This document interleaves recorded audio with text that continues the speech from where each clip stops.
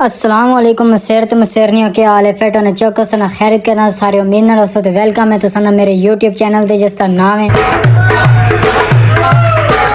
तो आज हम बात करेंगे उस ड्रामे की जिसके पीछे पूरा अमेरिका पड़ा हुआ है। अमेरिका कहता है कि हम अपनी पूरी इंटेलिजेंट टीम को उठा के बाहर फेंकते हैं, बस तुम हमें ज्वाइन कर लो। वो कहते हैं ना कि हर चोर अपना कोई ना कोई सुराग छोड़ के जाता है। ये इतने इंटेलिजेंट है ना कि चोर की मारी हुई छोटी सी फूसी के सुराग से भी उसे ढूंढ लेते हैं। Oh my God! ये टीम हवा में मौजूद फूसी के छोटे छोटे ज़रात का सैंपल लेती है, उसे शापर में डालती है, उसे ले जाती है डॉक्टर तनखड़े के पास, जिसका असल नाम है डॉक्टर सुरंखे। इसका डॉक्टर सुरंखे नाम इसलिए कि ये सुराख का पता लगा लेता है जिससे ये फूसी निकली थी। समझ रहे हो आप?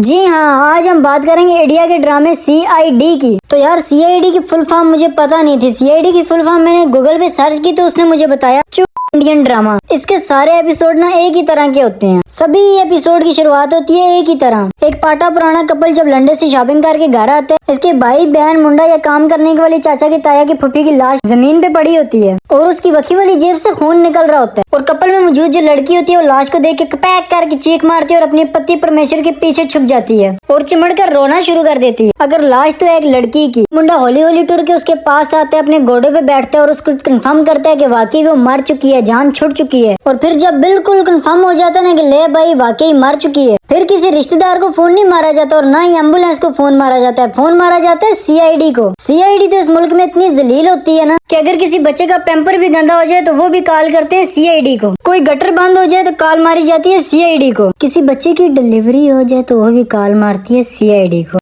उसके साथ ही मर्डर वाले घर में एंट्री होती है CID की। एंट्री होते ही अपने हाथों पे शापर ऐसे चढ़ाते हैं जैसे अभी इन्होंने गटर निकालना शुरू कर देना है। इनमें से एक बंदा वो होता है जो पार्ट टाइम शादियों पे शूट करता है। वो तो शुरू हो जाता है लाश के गंदे गंदे पोज बना के उसकी तस्वीरें बनाना और बाकी भी टीम मेंबर अपना अपना कमरा माल के उसमें तलाशी शुरू कर देते हैं। घर वालों के जो कपड़े भांडे होते हैं वो उठा उठा के बाहर फेंकना शुरू कर देते हैं और ढूंढना शुरू हो जाते हैं वो सुराख जो उन्हें मुजरिम तक पहुंचाएगा। इसी दौरान ACP प्रद्युमन अपनी बखी पे हाथ रख के पूरे मकान का जायजा लगाता है कि ये कितने का होगा। अंदाजा लगाते हुए अगर किसी को कोई सुराख मिलता है या सुराख में से निकली फूसी के ज़रात मिलते हैं तो आवाज लगाता है सर। सभी नासे पाजे उस रूम में पहुंचते जहाँ से आवाज आई थी। वहाँ पहुंचने पर दया कहता है सर मुझे गोली का होल मिला है। इस मुकाम पे ACP प्रद्युमन छत्तर खाने वाली बात करते हैं कि दया मतलब खूनी ने गोली मार के से मारा है। बंदा पूछे लाश दे के तेन समझ नहीं लगता ना कि गुड्डी चढ़ा के खिंच मारी, गोली मार के मारे। उसी दौरान उस जगह पे एक भाई को मिट्टी के ज़रात नजर आते हैं। वो कहता है कि सर मिट्टी पड़ी है। हालांकि बंदा पूछे तुसी नंगे पैरी है, पता नहीं तुसाने पैरा नहीं मिट्टी होवे। उन मिट्टी के ज़रात को और लाश को लेके जाया जाता है डॉक्टर डंकी के पास। इस डॉक्टर का साथ ना निभाने के लिए इसके साथ होती है उजड़े चमन के बालों की औरत और इस चिड़िया के घोंसले के बालों जैसी लड़की के पीछे होता है अभिजीत। तकरीबन कोई 33 साल हो गए, अभी भी इसके पीछे ही है। तब कुछ बना था और ना अब कुछ बना। लाश को और उस गोली के खोल को जब डॉक्टर सलूके के पास लेके जाया जाता है वो भी कहते हैं हाँ ऐसे गोली पिस्तौल में डाल के मारी होगी और मरे उन्हें गुलेलिच पा के मारनी।